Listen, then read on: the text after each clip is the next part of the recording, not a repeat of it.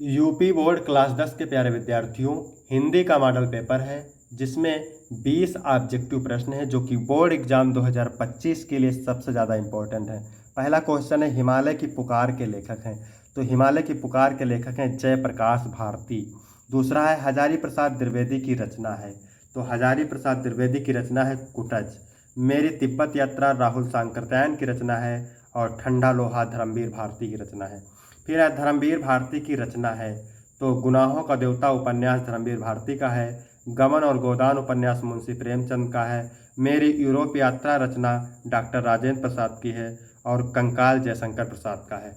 4 number question है, रामधारी सिंह दिनकर की रचना है। तो रामधारी सिंह दिनकर की रचना है परशुराम की प्रतीक्षा, कुरुक्षेत्र, संस्कृत के 4 अध्याय। तो डी ऑप्शन सही हो जाएगा, ए सभी। फिर 5 नंबर क्वेश्चन है, आचार्य रामचंद्र शुक्ल लेखक हैं। तो आचार्य रामचंद्र शुक्ल शुक्ल युग के लेखक हैं। क्वेश्चन नंबर 6 है, ठूठा आम रचना है। भगवत शरण उपाध्याय की रचना है ठूठा आम। ध्रुवस्वामिनी नाटक किसकी रचना है। तो ध्रुवस्वामिनी नाटक जयशंकर प्रसाद की रचना है। आंधी और प्रध्वनि किस विधा की रचना है। तो आंधी और प्रध्वनि कहानी विधा की रचना है जयशंकर प्रसाद की। मैथिली शरण गुप्त की रचना है। तो मैथिली शरण गुप्त की रचना है द्वापर, ए ऑप्शन सही हो जाएगा।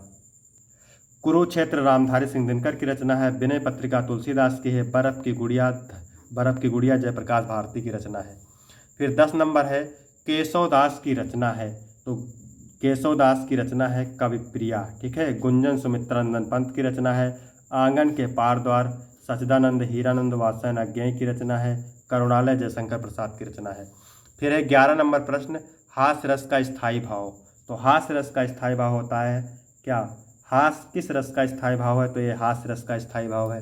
जब उपमेय में उपमान की तुलना की जाए तो उसमें कौन सी अलंकार। तो उसमें उत्प्रेक्षा अलंकार। रोला छंद में कितने चरण होते हैं। रोला छंद में 4 चरण होते हैं। प्रत्येक चरण में 24-24 मात्राएं होती हैं। सुदर्शन शब्द में प्रयुक्त उपसर्ग है सु, ए ऑप्शन बिल्कुल सही हो जाएगा। चौराहा में समास है। तो चौराहा में द्विगु समास है। जहाँ पर पहला पद संख्या वाची होता है वहाँ पर द्विगु समास होता है। धनुष का पर्यायवाची शब्द है। तो धनुष का पर्यायवाची है क्या, कुलिस, बी ऑप्शन सही हो जाएगा, ठीक है। युष्मद तुम सर्वनाम शब्द का तृतीय एक वचन का रूप है। त्वया, बी ऑप्शन सही हो जाएगा। मोहन गीत गा रहा है, कौन सा वाक्य है। तो मोहन गीत गा रहा है, यह है सरल वाक्य, ठीक है। ये ऑप्शन बिल्कुल सही हो जाएगा। वाच्य के प्रकार होते हैं। तो वाच्य 3 प्रकार के होते हैं, कर्तृवाच्य, कर्मवाच्य और भाववाच्य। फिर है, कौन सा पद विकारी है। तो उपयुक्त सभी, सर्वनाम भी है, विशेषण भी है, संज्ञा भी है। तो वीडियो कैसा लगा, वीडियो अच्छा लगा तो वीडियो को लाइक करें और चैनल को सब्सक्राइब करें। धन्यवाद।